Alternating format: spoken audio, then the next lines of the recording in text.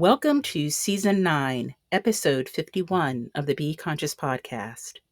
Today, I am pleased to interview Meido, the current abbot of Karinji, a Buddhist monastery in Wisconsin, and guiding teacher of the international Rinzai Zen community.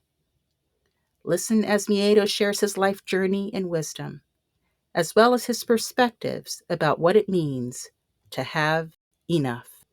Here we go.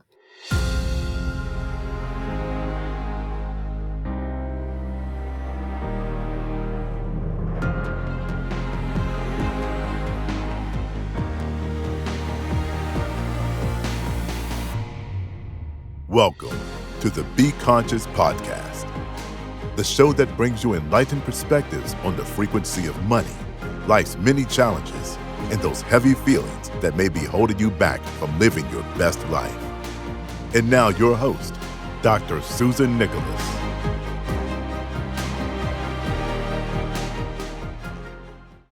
Meido Roshi is the author of The Rinzai Zen Way, a guide to practice in hidden Zen, practices for sudden awakening and embodied realization. Meido Roshi began Zen practice in 1988 and trained under 3 teachers in the line of the great 20th century Rinzai master, Omori Sogen Roshi. He has completed the Koan curriculum of this lineage and in 2008 received Inka Shomei, or Mind Seal, recognition of the 86th generation Zen lineage holder, empowered to transmit the full range of Rinzai Zen practices. Aside from Zen, Roshi practices in several other Buddhist traditions and has worked to establish Shugendo practice, places within natural areas of North America. He also is a practitioner of Chado, or tea ceremony, calligraphy, and other fine arts. Meido, welcome to the Be Conscious podcast. Pleasure to be here with you, Susan. Thank you for your patience. I think Not I at may all. have fumbled a bit through your bio, but it's very, very interesting. And I wanted to start out by asking you a question that you submitted in the questionnaire about the catalyst of your work. And you said that you had an existential angst from an early age. I just wonder if you could share with us your early life and perhaps how you came into what you're doing today. Sure. I have to say right off that I think my early life was rather privileged. I didn't want for anything. I had to have a wonderful family that supported and have always supported any direction that I would choose to take my life. I did not have any strong religious upbringing.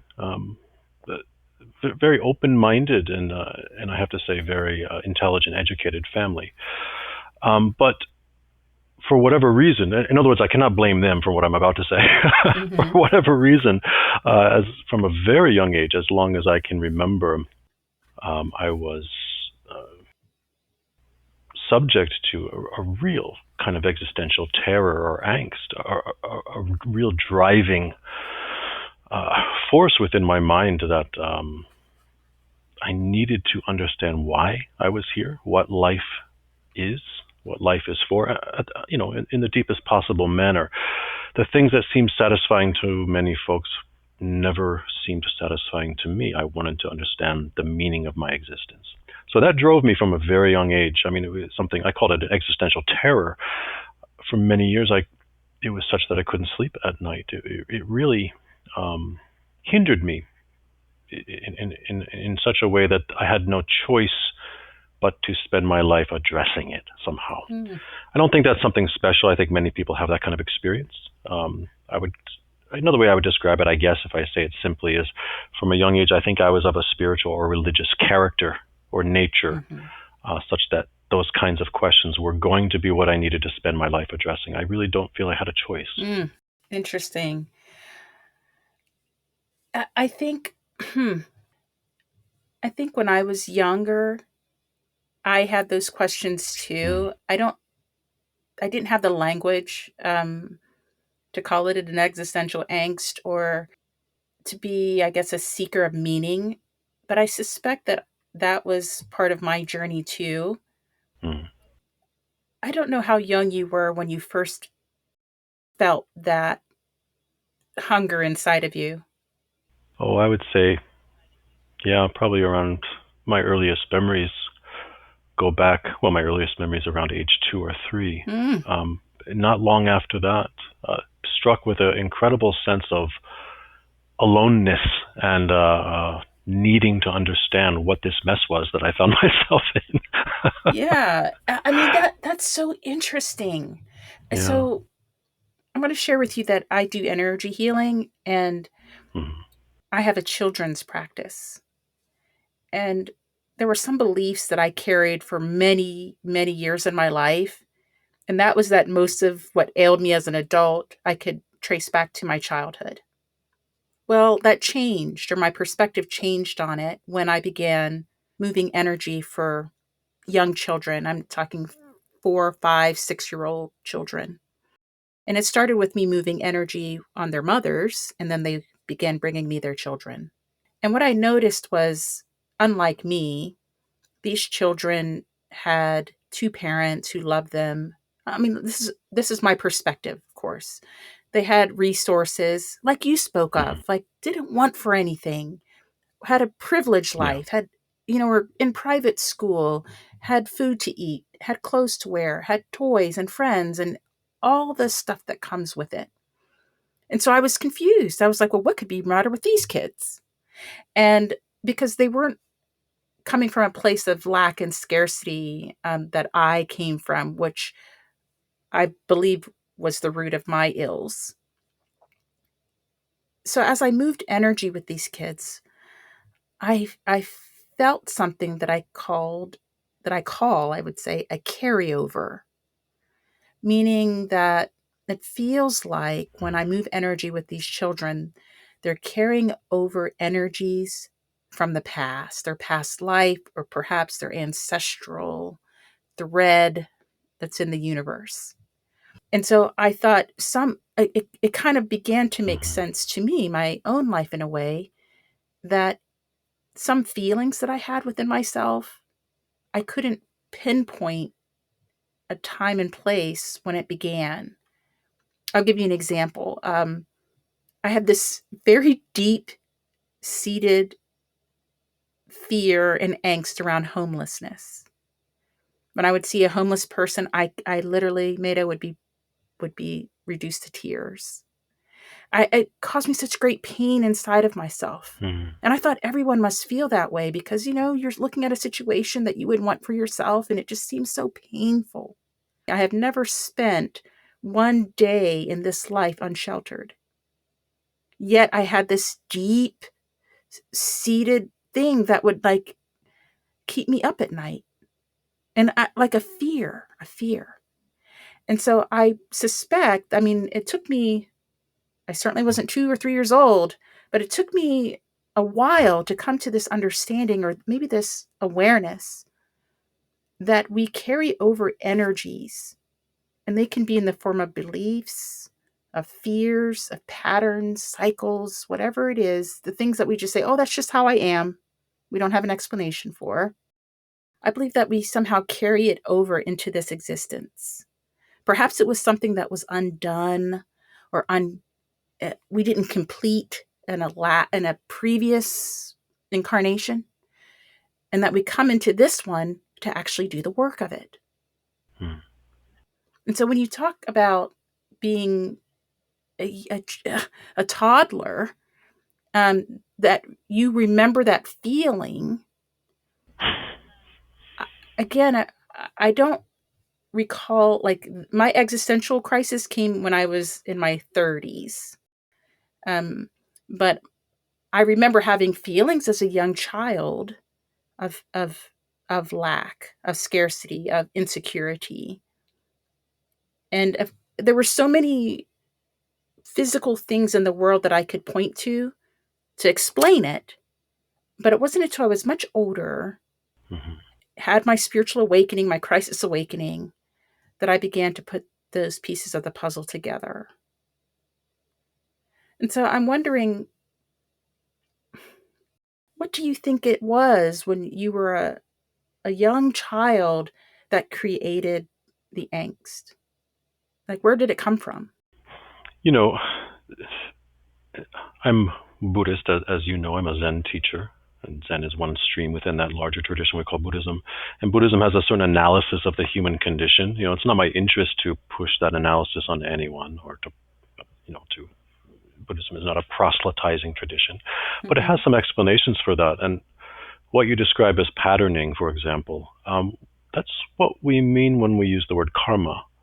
Mm-hmm. Karma simply is the teaching of causal continuity. What we experience now has causes from the past. And when we talk about the past, the analysis, that analysis of the human situation includes the fact that there is that a continuity stretching beyond what we call our time of birth. Birth was not the beginning of the human being, but Mm-hmm. just a particular moment or stage within an ongoing process that also continues post-mortem. So it's hard to say, and it's often not useful to try to figure out why or from where we have these patterns. But the wonderful thing about that teaching is that it also points out the fact that we are not fixed at all. We're constantly transforming. What we call a human being is a process, not a fixed thing. We're changing constantly. So it means at any moment we can completely transform, no matter how deep our angst or our delusion or whatever we struggle with.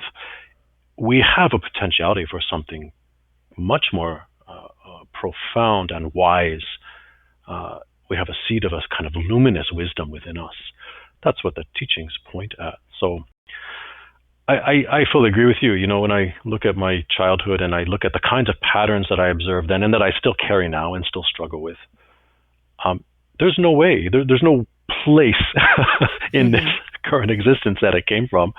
Yeah, of course, we inherit some things from our family cultures and our parents, and there's genetic memory and so on. But I cannot blame anyone for Mm-hmm. what I'm carrying. I think it's something that has been carried for a long, long time. But the wonderful opportunity of this life now is to be aware of it, to address it, and we can transform.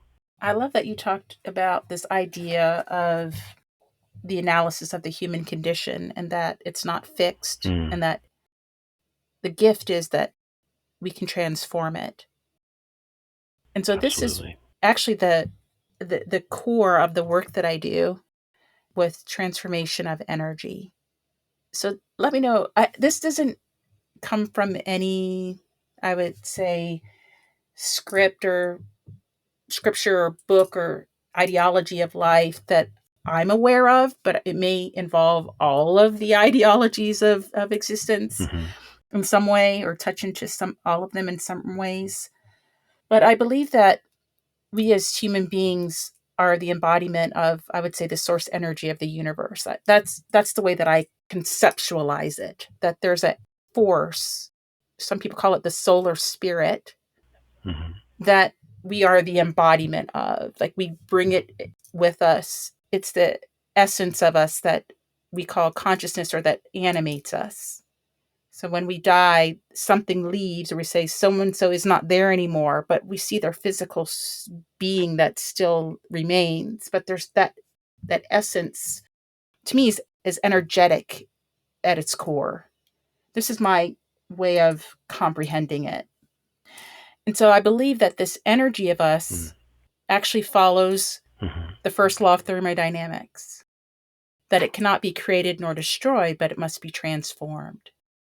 And so if we notice something about us that we call a struggle or a burden or whatever we're carrying in us, to me, it's a dense, heavier energy, usually something that we'd say does not feel good, those kinds of energies. Then I believe coming into awareness of it is one of many steps into transforming it.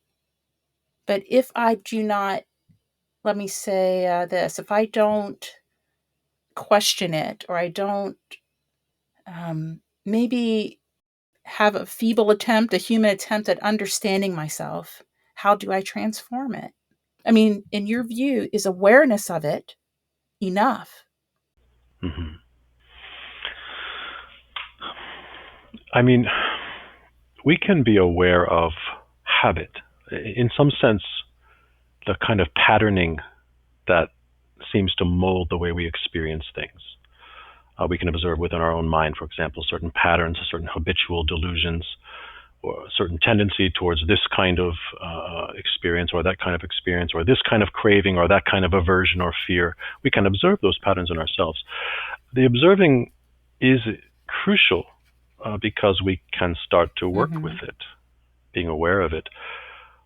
But to really challenge, or I should say to really cut the habit, it could take us a different kind of experiential knowledge that needs to arise. And that's where different kinds of spiritual training, for example, Zen and Buddhism in general, are yogic traditions that use things like meditation as ways to deeply understand through experience, to give rise to an experiential knowing of what a human being actually is, certain kind of insight or wisdom that arises through the practice. And that's what ultimately can dissolve those patterns from our view.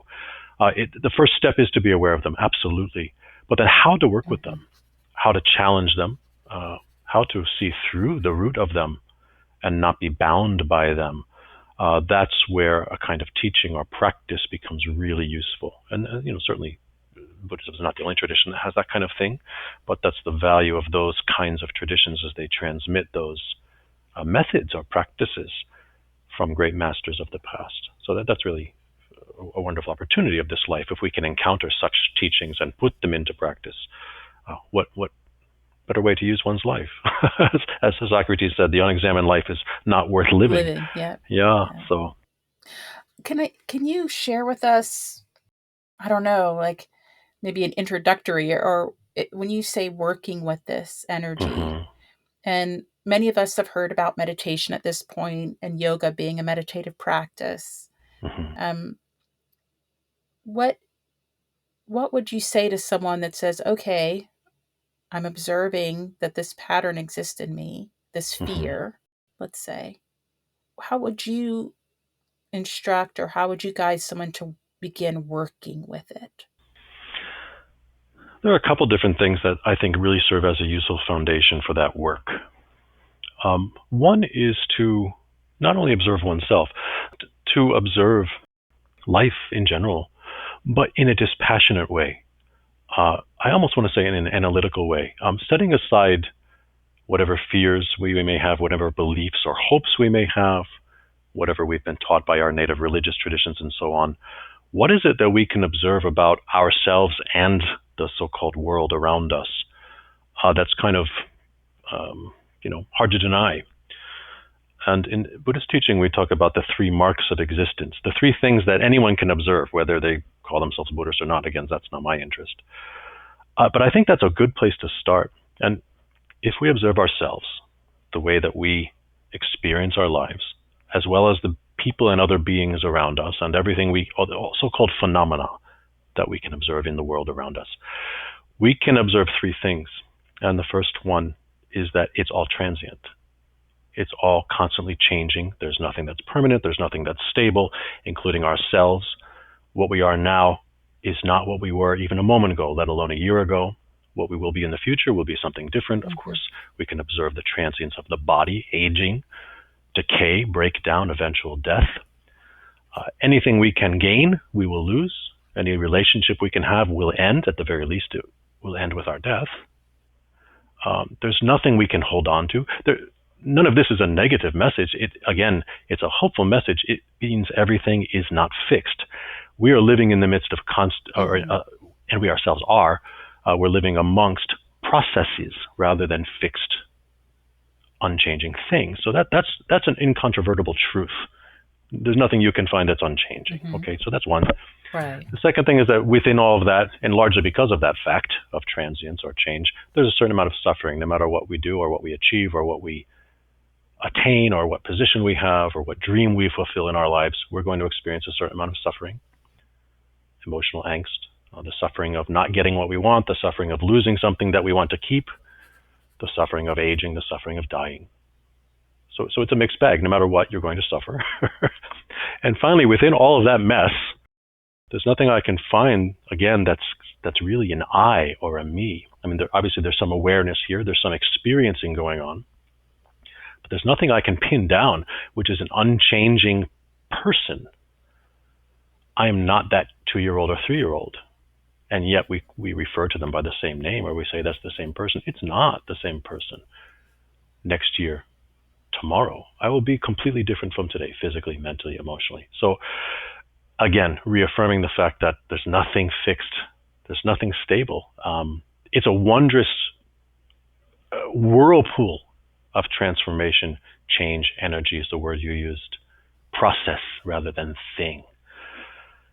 That's a good place to start. I'm not saying people should try to cultivate that view. If someone's walking around in the world trying consciously to see everything as change, they'll be a little strange. I need to know that the coffee cup is still the coffee cup, at least by name, and I can pick it up. I don't need to sit there and stare at it and view it as some changing process. We need to live. But we need to live from the viewpoint that I'm in the middle of something mysterious and unfixed. And the labels, even the names we have for things, tree, house, car, these are human creations for things which are not actually things. They're temporary phenomena that are constantly changing.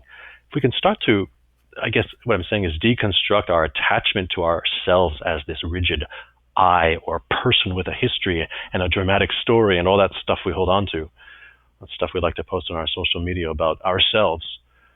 If we can start to view ourselves as, actually, I'm something much more magical and constantly changing. I'm this flux rather than a thing moving through time and space. I am the passage of time. I'm not separate from so-called space. That kind of view is really a wonderful way to start. And again, I'm making it sound dramatic. It really is just kind of observing life. What is it that I can actually see for myself? Put aside what religions or philosophies tell us. What can I actually observe for myself? Oh man, everything's changing. There's nothing I can get. There's nothing I can even own. Nothing I can hold on to. Really interesting standpoint or viewpoint. Yes, I love what you said when you started out about this observing, being the observer, I call it. Mm-hmm. And you said having a dispassionate view of it. And one way that I like to teach that is saying it's not right or wrong, it just is. Mm-hmm. And if you can detach the meaning that perhaps has been passed down about it, whatever it is. So like people are in, let's say, marriages, and we've created laws, and some people have religious beliefs around it that it's forever. And then people feel angst inside that foreverness, right? And they're like, well, I'm a changing person. Time changes. People change. Everything changes, but I've got to keep this contract. Mm-hmm. And so we create, I feel like the systems that we've created in the world are contraindicated or like go counter or counterintuitive to this transientness and flow. Like we crave stability. Like we stay in jobs because we want the regularity. We have systems, particularly in the money construct, where you've got to have this every 30 days or whatever. Mm-hmm. And that type of rigidity is rewarded. Like if you can manage it, like if you can stomach it, staying in your job, staying in your marriage, staying in your position, staying in your lane, whatever it is, if you can stomach it for the rest of your life, then this world that we've created somehow rewards that. It makes us feel safe. Right. And to me, that's an illusion, right? Because like you said, Yeah. everybody suffers. It doesn't matter what you believe, what your belief systems are, how you were raised, your gender, the color of your skin, your looks, your good looks, whatever it is, the opportunities, your intelligence, your athleticism, your talents. It doesn't matter. Somehow, this embodiment, like this earthly experience, which I believe is to mature our soul, but this experience inherent in being alive in a body, in this earth milieu, is that we're going to suffer something. And a lot of it, I believe, is because we have constructs and we have these systems that we've created to give us this false sense of security and of stability, when in fact there is no such thing. That it's all going to go. That's right. Friends will come and go, like you said, relationships, jobs, your youth, your good looks, your athleticism, your talents, whatever it is, your money, it'll come and go. And because we've created these rigid systems, when that transientness is shown to us, we are destabilized. I mean, we are uncomfortable being uncomfortable. We don't like the shifts and the ebb and flow. We like it when it's all like this upward hockey stick change, like it's just getting better and better and better. But we don't like it otherwise. It just doesn't feel good. And so my thoughts about it is, I agree with you. I believe there's nothing more consistent in life than change itself. And that we are not designed to be in these rigid constructs. But these are the systems that have been created. And because the system, it's like it's like almost going against a current. I always say there are no straight lines or there are no right angles in nature. That it's all like this movement and it's all curved and it's all swirling, and it's never just like a perfect right angle. Yet we try to fit ourselves into those things and conform into those things. And I think what creates so much frustration in my soul and in my gut is that we don't have systems, we don't have communities, we don't have ways of living that support the ebb and flow of life. In fact, I feel like it's punished. Like there must be something wrong with you if you are not in a rigid way of life where I'm just checking in and checking out, punching in and punching out, and everything's the same. And so I guess maybe that's all by design, but I feel like we feel loss and we feel grief because of the constant of change. I think it's by design. I think it's, there may be some people out there consciously trying to design things that way. Who knows? I'm not a conspiracy theorist person, but there's certainly a control element there. But it's also unconscious design. I mean, the things that we seize upon for comfort and to avoid recognition of change in our own mortality, among those, the greatest one, from the standpoint of my tradition that is pointed out, is that construct of I. Even the concept or construct of I, of me, of this subject observing objects, the habitual way of seeing in which most of us have, right? Where I'm somehow this being behind these eyes inside a skull and everything else is outside. It's not me. Yeah. And once I set up that subject-object dualism, I then set about the lifelong game of dividing all of those things in the universe outside of me into what I like, what I don't like, what I want to get, what I don't want to get, and so on. When we go deeply into meditative practice, we have an experience in which that so-called awareness is not bounded by that space behind the eyes. There's a seamless continuity, and we can no longer separate the universe into subject, object, me, not me. That also can be extremely frightening, because what am I if I cannot pin myself down as a concrete entity? We spend so much time creating our histories and our stories and having dramatic senses of destiny, and this is what I like, this is what I don't like, this is where I've been, this is what I've done. And all of that thrown into the actual flow and flux of existence means not a whole lot. That's the most frightening thing. And I really believe as deluded human beings, and we all have plenty of that, we will structure our lives and our societies in such a way as to reinforce that. even as we are miserable doing so, as you pointed out. Yeah, yeah. Right, It right. seems somehow safer, and it lets us continue the game of ignoring uh, our common destiny. Every single one of us has the same end, which is lying on a deathbed someplace. Hmm. So, how much we like to avoid that change and that transformation. Mm. It kind of reminds me of a commercial that was, I don't know, I feel like it was probably initially started in the 70s or the 80s. I should remember it then. Yeah, it's me too. It's where they show babies being born, and then there's all this chaos and like noise and bombs going off and shootings and birthdays, and then at the very end it shows the cemetery. uh, And so the idea is that we all get born into this world. All this crap goes on in the middle that we call our life. And then we all, like you said, succumb to the same end. yeah. And but I tell you, it's kind of like the devil's in the details.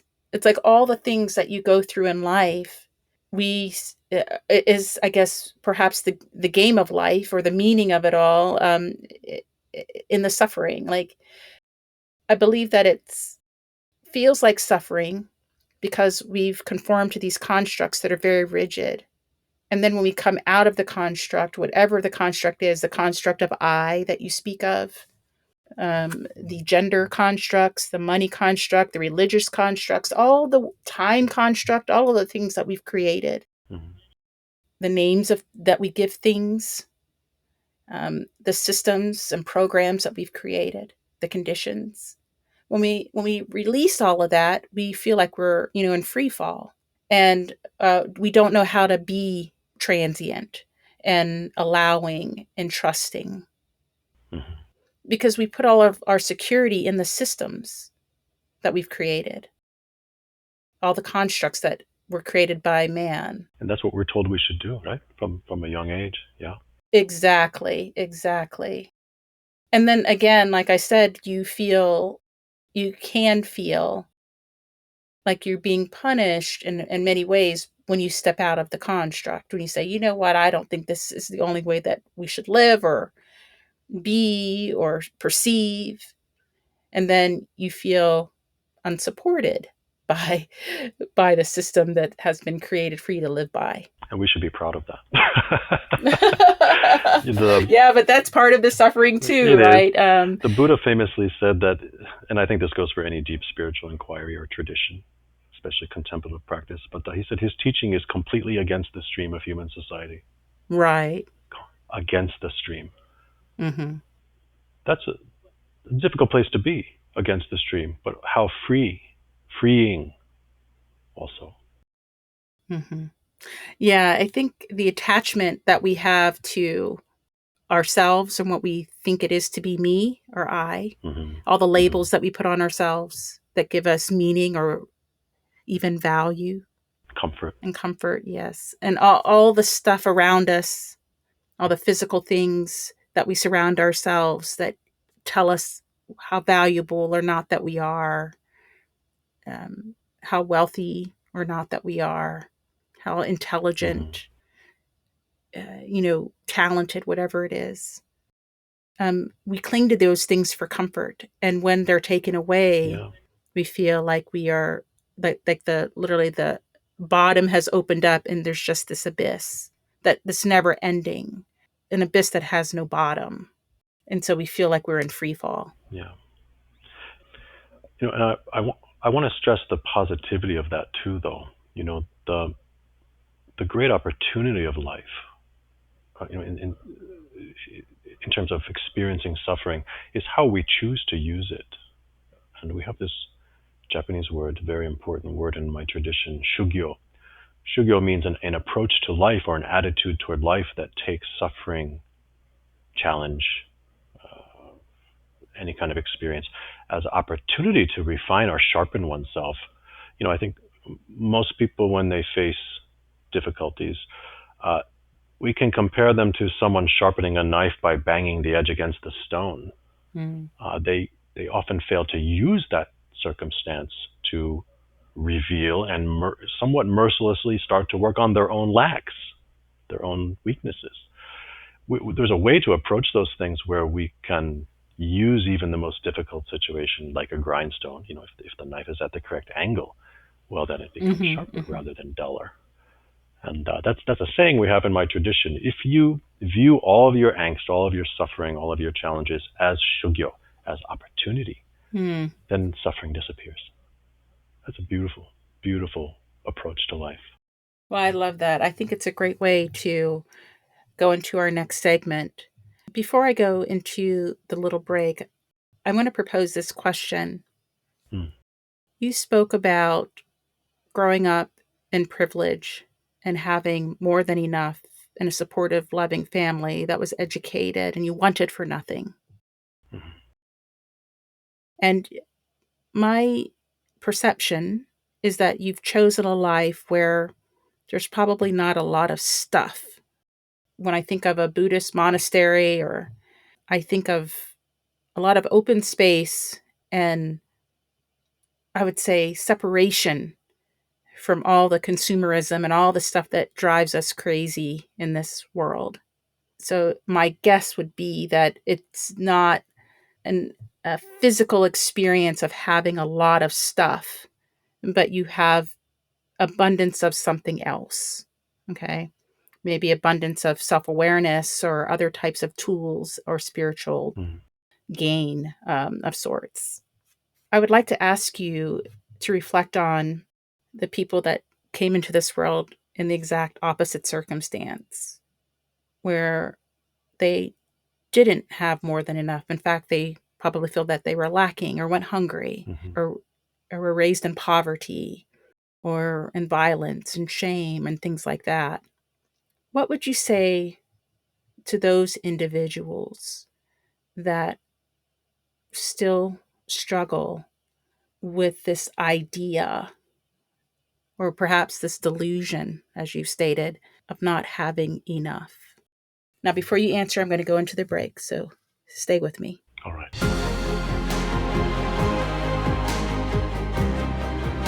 Like what you're hearing so far, make sure you never miss a show by clicking the subscribe button now. How would you describe your relationship with money? Did you ever imagine that your deepest feelings and beliefs about money could be preventing you from acquiring all the wealth that you desire? Click the link below in the show notes to learn more about Dr. Nicholas's highly sought-after Frequency of Money program to positively transform your relationship with money. This podcast is made possible by listeners like you. Thank you for your support. Now, back to the show. Meido, before the break, we talked about the circumstance of growing up with more than enough and a privileged kind of experience, having a loving family, having resources, having opportunity. And then I proposed, what about the rest of us that didn't have that? What would you say to someone like me or someone that grew up in more challenged circumstances? What would you offer to how to perceive that? Because it looks like lack and it looks like deprivation or scarcity. It feels like insecurity and it feels very real. And people suffer maybe an entire lifetime from this type of thing. And I'm not suggesting there aren't other things that people suffer from an entire lifetime. But I feel like as a global society, this poverty question has never been solved. And I don't believe the feelings behind it or the energies behind it have been transformed. Yeah. So how would you suggest that someone that has lived that experience to be able to separate the delusion from reality? Well, the first thing I want to say is that having sufficient food, clothing, shelter, education, and so on, if one did not have those and is driven by the desire to have them, or a certain feeling of insecurity from not having had them. That's not delusion. That's very real. I mean, it's very difficult to talk about spiritual exploration or refining the human being, or really penetrating the meaning of our existence if we're hungry, Right. If your basic needs aren't met. if your basic needs are not met. So one should pursue those things. I think that there's nothing wrong with that. That's not materialistic to do so. What we have to look at some point, well, what I want to say before that is that we have to recognize also that the nature of our life as human beings is such that that kind of insecurity has always existed for many people. And I do not know if there is ever going to be a way to fix it for everyone. We have not yet found a way to structure our society such that the resources are equitably distributed, everyone has the same opportunities. The nature of human beings itself, being so self-centered, self-absorbed, selfish, greedy, and so on, is such that I don't know if we will ever be able to do that. So I'm not a utopian thinker. Again, the Buddhist analysis of the human situation is that this mysterious thing we live in, which is called samsara, is always going to be unfixable. There's always going to be suffering in it. And there sometimes is no particular reason why a particular person is subject to that. It's just chance sometimes. It's just that person's misfortune. We have to do our best to help everyone, and everyone, I hope, can do their best to improve their own station and situation. But it's a very unfortunate aspect of our existence that there will always be that situation for some folks. And for such people, if they are able to start to improve their situation, either through their own efforts or the help of others or both, I will never say there's anything wrong with that. That's not materialistic. That's not non-spiritual somehow. That's not exhibiting some kind of greed for things which we should be viewing as transient. No, you have to feed your body. You need to have clothing. You need to have opportunity and education. Otherwise, talking about something like spirituality is useless. So I feel great pride for people who are able to lift themselves out of very unfortunate circumstances. Okay, having said all that, what I also want to say is, again, as someone who had fortunate circumstances, yet I was so miserable that at times in my life I considered killing myself. So what ultimately is the deepest purpose of our lives? What is the great opportunity of this life, whatever our circumstances? What is it that can bring a lasting and a true and a deep happiness? It's very clear that even if we have those material advantages and ideal situations, even if we didn't have them and are able to gain them, it still is not enough. So we need to address the basic needs first. That's absolutely true. But then from the deeper standpoint of what this human existence is really for, I guess my privilege was to be able to address that question right from the beginning of my life, rather than to have to establish first some kinds of basic needs before I could even think about such things. That's a great opportunity that I had. But again, even having had those opportunities, what a thing to at time have suicidal ideation, to think about taking one's own life because the misery and the existential angst was so great. So I cannot. It's hard for me to speak to the experience of people who experienced something I did not. I can't pretend to know that kind of suffering. I believe I know suffering in general of different kinds, but even in the midst of great privation, there's an incredible opportunity to examine the nature of our existence, and there is no tie between material wealth, privileged situation, and spirituality at all. We can attain the deepest, most profound realization of spirituality, no matter what our circumstances, even in complete poverty. Again, I would not say that that's an ideal situation and we need to address those needs, but there are no limitations at all. The most wise people I have spent my life listening to were people who had nothing, owned nothing, and spent times of their lives even unable to eat.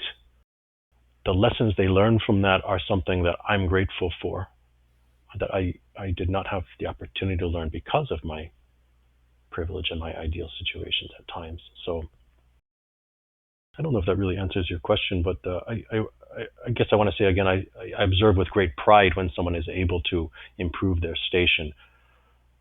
At the same time, what is the purpose of this life in the most deep and profound sense beyond such considerations?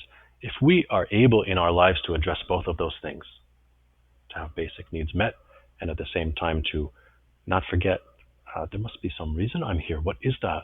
And to look into that, to examine our lives, as Socrates said.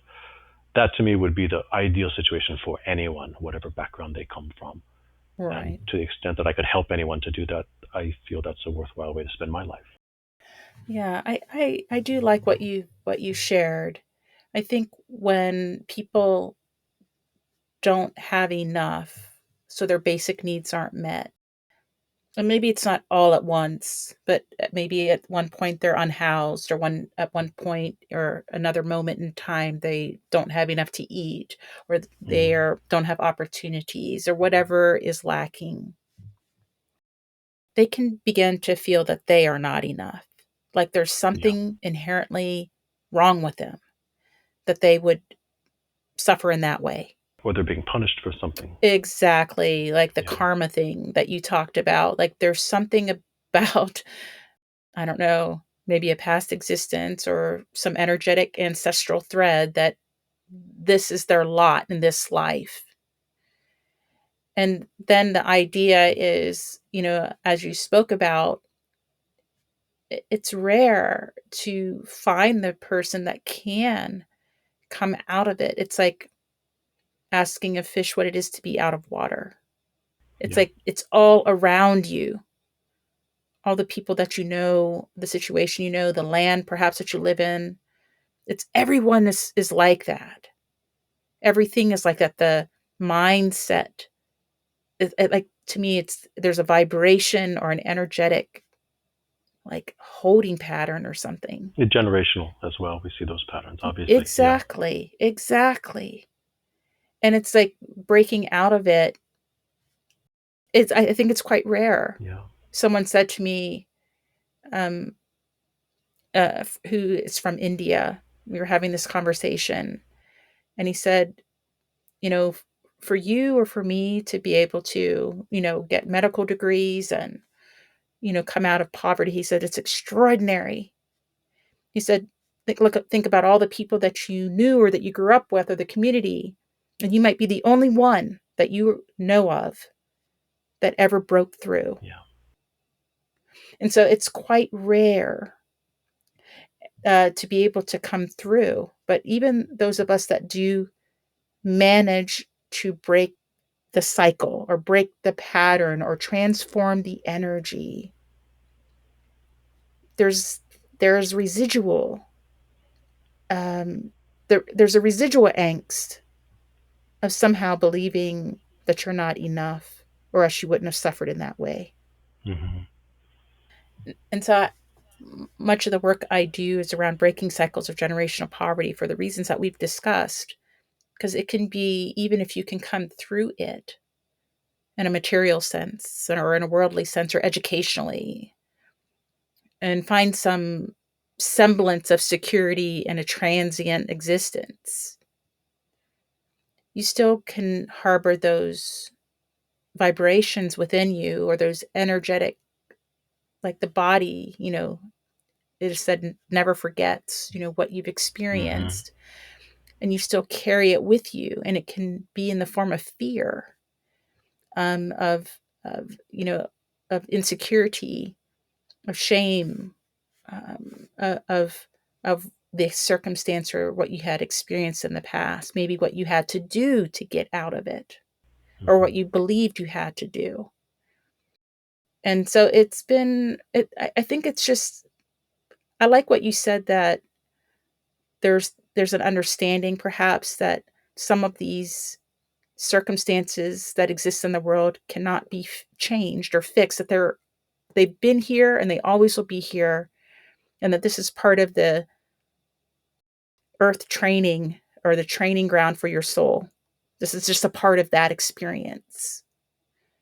And that there's beauty in it, and there's richness in it. but there's also pain and suffering in it. Unavoidably. And it's perhaps how we view that suffering, or how we view it as you said, an opportunity, that's the only way to alleviate it. It's your perception of what you're experiencing. Yeah. And I think a lot of the angst we can feel can sometimes be because of religious conditioning. I mean, if we have inherited worldviews in which the universe is viewed as a constant struggle between opposing forces of good and evil, and if something bad happens to us, we're punished, and if we're not prosperous, it means God's not on our side, for example, that kind of teaching is really poisonous to me. Even the Buddhist teaching of karma, it's not like a cosmic justice system. It's simply patterns and cause and effect. And again, the great hope of that teaching is that we can transform or change that direction now, immediately, anytime we want.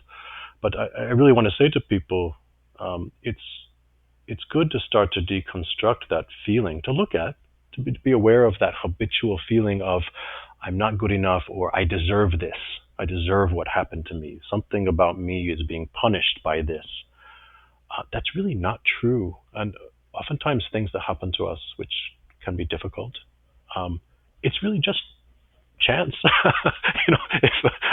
If I'm walking down the street and I don't know, a brick falls off a building and hits me on the head, this is not the universe saying, you deserve this because of something you did in the past. Sometimes things just happen, and it's okay to view that way as well.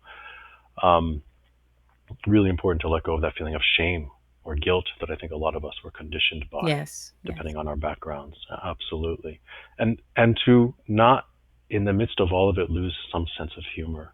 There is a humor to our existence. If nothing else, there's a ridiculousness and incomprehensibility to it that really deserves our laughter. And there's an incredible power that comes from maintaining that, if we can, even in the midst of our... Well, I tell you, the ridiculousness of it all comes to me quite regularly.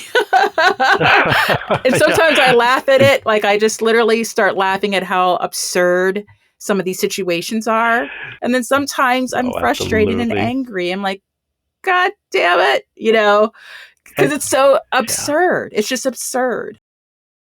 And it's also largely our own creation in terms of how we view things and categorize things.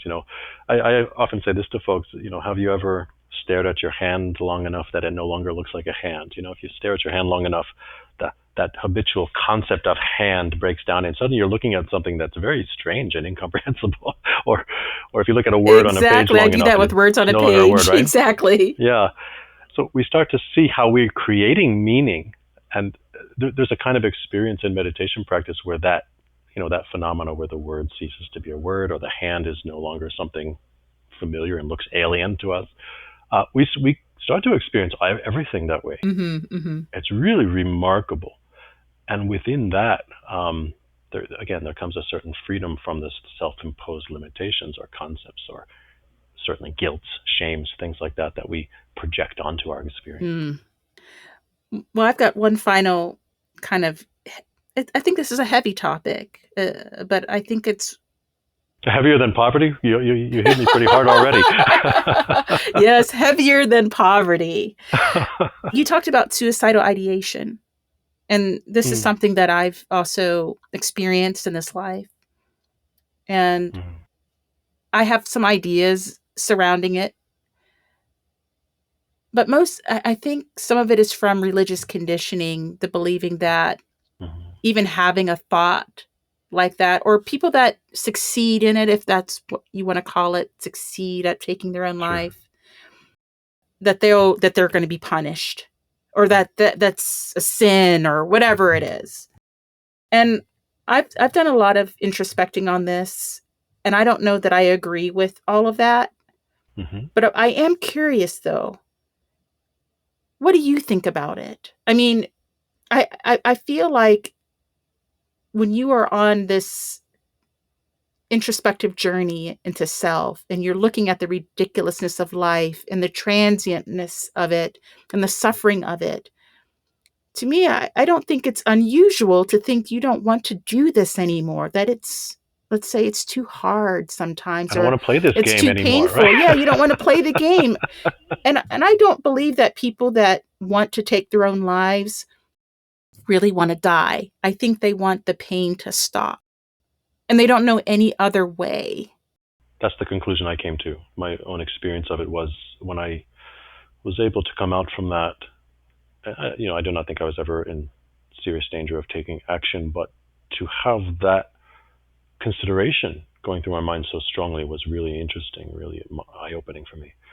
Um, it, but when I looked at it dispassionately afterward, exactly that same conclusion. I didn't actually want to die. I just didn't want to continue in that situation I was in. I felt like I couldn't continue one more moment. Right, But right. but the hope of there being some change, I guess, is what was the thread that helped me get through that. Well, what would you say to listeners who have the belief that if you do succeed or if you do take action to take your Hmm. own life, then you've committed some cardinal sin and that you'll be punished? What do you think happens? I mean, let me frame this, because this is really what I'm asking. I have had experiences of I've had out of body experiences, like leaving out of myself Hmm. and experiencing different, I would say, realms of existence or understanding. And when I'm out of my physical body, I feel like that's death, like what I will experience when I fully transition out of this body. Hmm. And so I don't fear it. In fact, it feels incredibly freeing. Hmm. And so when I think about people that, firstly, there's a distinction I want to make.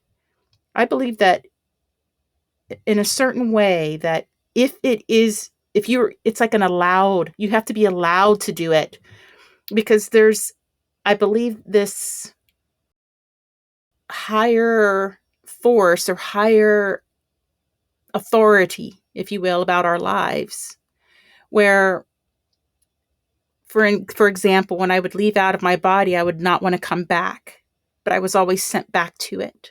Hmm. And I took that, I created meaning around it. I said, well, that means to me that I still have things to do while incarnate here, while embodied here. And so if I have a suicide attempt that is unsuccessful and I wake up in this body, or I'm conscious again in this body, then I think, well, I'm not allowed to go because I could have. People die all the time, every day, for all sorts of reasons. Hmm. And so to me, there's some sort of intangible force that I believe would even allow for that to happen. Like anything on the planet. Like some people say, well, why would you ever have pedophilia? Who would? Why? And on some level, I'm not suggesting that I understand it, but on some level, it is allowed. Like that is allowed to happen. Now, we are not allowed to defy gravity, but that is allowed to happen. Those things that we think are that disgust us, right? Hmm. And so I think about suicide in that way. I'm like, some people that complete, that must have somehow been allowed for them. Like maybe whatever they were learning here, whatever it was about, that they're not going to be able to complete that journey and they're allowed to transition out. When I'm not saying, I mean, it's like at their choosing, but even if you choose it, you must be allowed. And so I think that that's how I perceive it. I don't think that it's this awful thing, or that you're going to be punished into eternity, or you're going to be in some sort of purgatory or whatever, but that's just my belief. I think Hmm. there's something about your soul, your spiritual existence, that perhaps gets interrupted, and then you have another opportunity in some other realm or some other dimension or some other life to complete whatever you need to do. Hmm. And so I guess I don't hold that same I don't hold any religious constructs about it. I just think, I just wonder what really happens on the other side when you go by your choosing, even if it's really not you choosing. It's like you, Mhm. like, there's, to me, there has to be some sort of allowance for it. I just wonder what your thoughts are about what happens after you die. And then more specifically, what happens after you die if you choose your time and it's not chosen for you. Sure. I mean, again, there is a Buddhist teaching regarding these things, which arises out of what the Buddha and many other people since then have observed themselves experientially through their practice. And that is, of course, that there is a post-mortem continuity. We do not speak of an unchanging spirit or soul, but there certainly is a mind stream or existence, which is again is kind of a flowing process exhibiting change and transformation that doesn't end when the body dies. So that kind of continuity, again, is the great hope of the teaching because it means that we have opportunity to transform and to change. One thing that Buddhism does say about this human world, as much suffering as is in it, and it seems like we've talked a lot about suffering in this conversation. I don't want people to think that I have such a negative view of existence. I don't at all. But one of the things that Buddhism stresses about the human existence is it is actually the ideal one. So certainly, there are plenty of people living experiences that are not ideal, but taken as a whole, compared to all the endless ways and realms and forms in which one can take existence lifetime after lifetime through this thing we call rebirth. The human realm is one in which there's, on a balance, there's a certain amount of pleasure and stability and a certain amount of instability and suffering in this world. It's of such a mix or balance that it's actually ideal for spiritual development. Mm-hmm. So that's very interesting that even with all of its suffering and angst, our tradition teaches that this human realm is one of the best ones in terms of advancing your spiritual understanding. So it's a great opportunity. That's the point I want to make.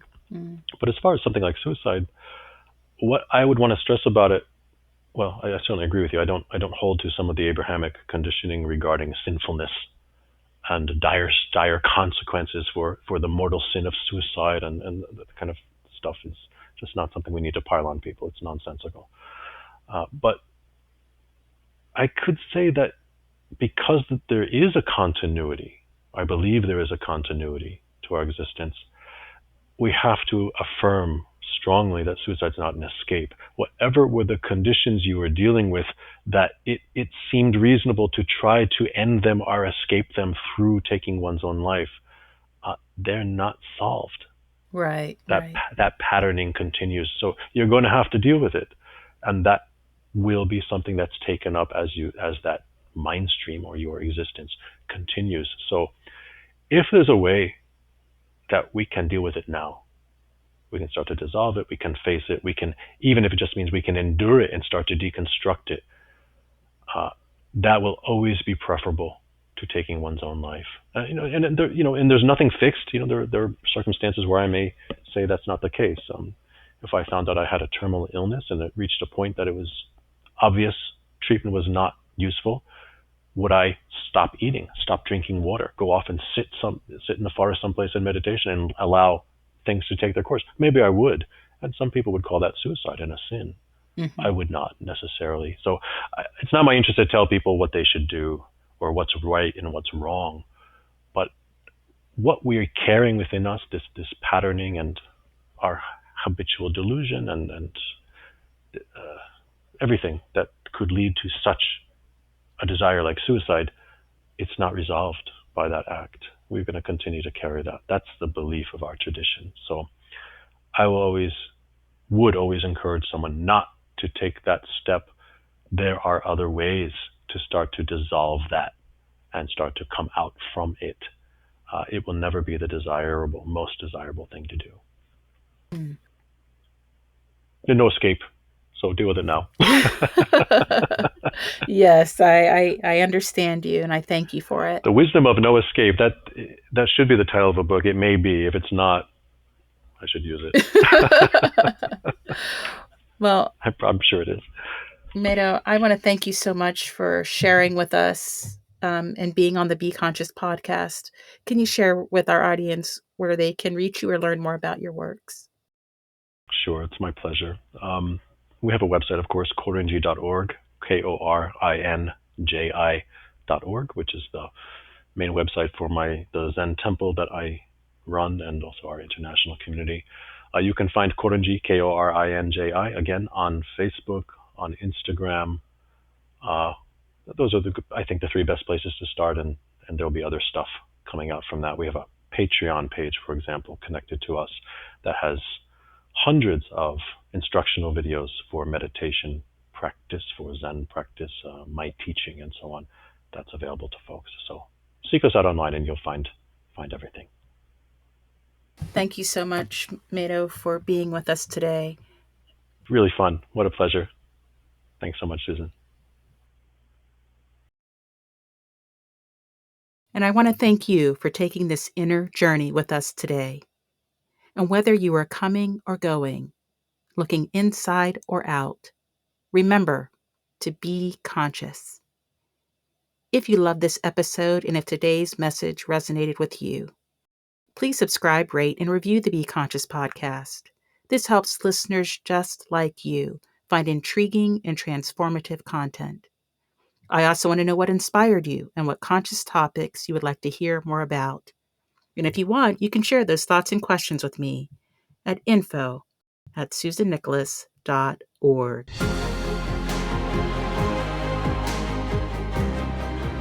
Thanks for listening to the Be Conscious podcast with author, TEDx international speaker, and conscious coach, Dr. Susan Nicholas. Be sure to connect with her to stay up to date with her latest news and works. Learn more about her conscious speaking platform at susannicholas.org/speaking. Stay tuned for the next thought-provoking episode. And whether you are coming or going, looking inside or out, remember to be conscious.